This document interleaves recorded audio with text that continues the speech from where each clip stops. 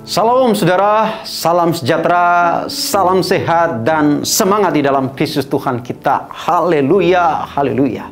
Saudara, hari ini kita melanjutkan topik kita tentang Tuhan adalah gembalaku. Kali ini kita akan mempelajari di ayat yang kedua A. Bunyi firman Tuhan berkata demikian. Ia membaringkan aku di padang yang berumput hijau. Ya, ia membaringkan aku di padang yang berumput hijau. Saudara yang terkasih, perlu saudara ketahui bahwa untuk membaringkan seekor domba tidaklah gampang. Tidaklah segampang kita membaringkan kucing piaraan kita di rumah atau membaringkan anjing kita di rumah piaraan kita, saudara. Sebab memang domba memiliki keunikan dan karakteristik tersendiri. Untuk bisa membaringkan seekor domba, saudara, minimal memiliki 4 syarat. Syarat yang pertama, domba itu harus bebas dari rasa takut. Domba itu harus bebas dari rasa takut supaya dia bisa tenang dan bisa berbaring. Seperti yang kita ketahui bahwa domba adalah binatang yang sangat penakut sekali, saudara. Seekor domba yang takut dan lari karena terganggu atau ditakuti oleh binatang liar atau binatang predator lainnya, saudara, maka kawanan domba lainnya akan ikut lari, saudara, akan ikut ketakutan. Ya, jadi sangat riskan sekali, sangat rawan sekali.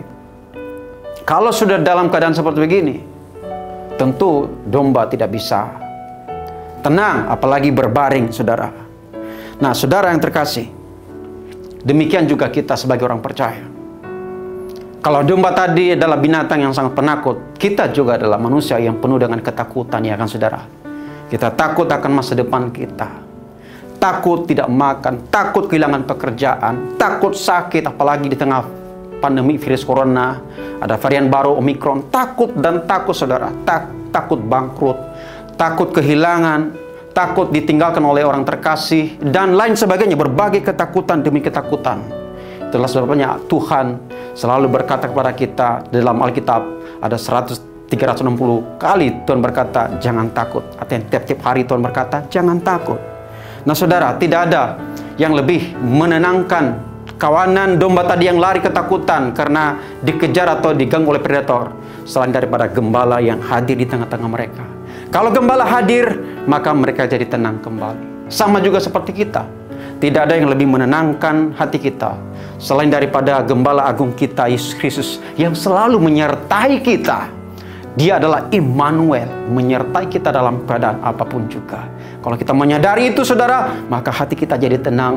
Walaupun berada dalam kesulitan apapun, kita tetap tenang, saudara. Haleluya.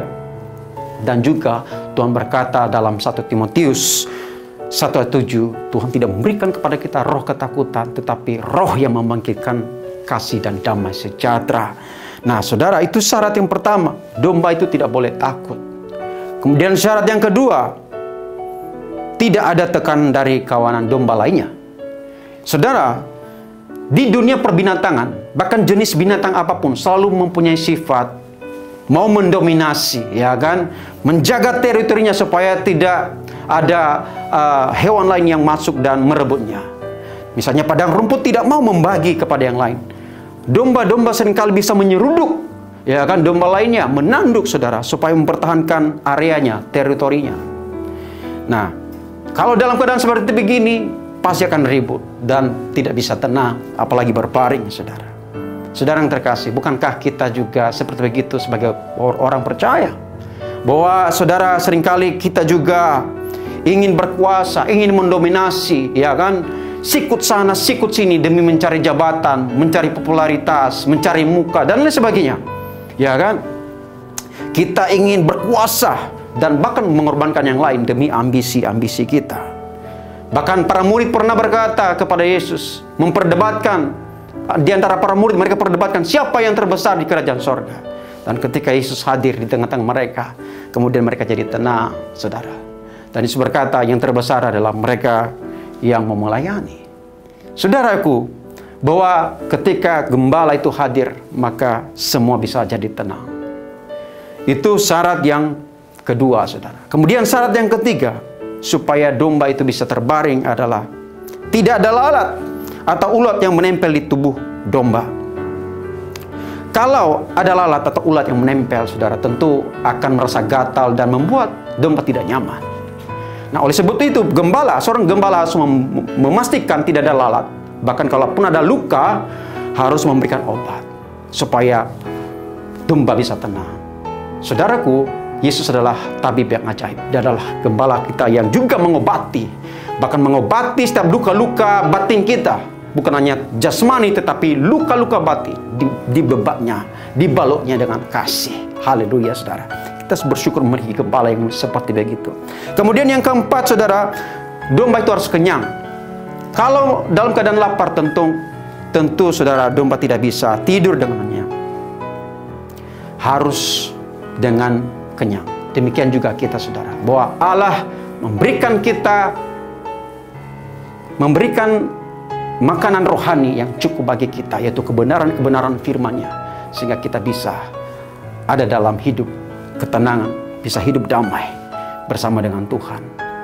Demikian firman Tuhan hari ini, saudaraku. Mari jadikan Tuhan sebagai gembala kita. Sebab kenapa? Dia membaringkan kita di padang yang berumput hijau, yang artinya bahwa jiwa kita aman, tentram di dalam naungannya.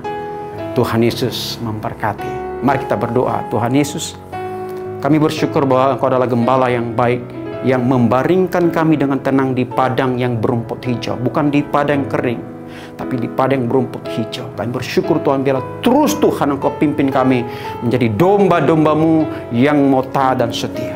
Dalam nama Yesus kami berdoa. Haleluya, haleluya, amin.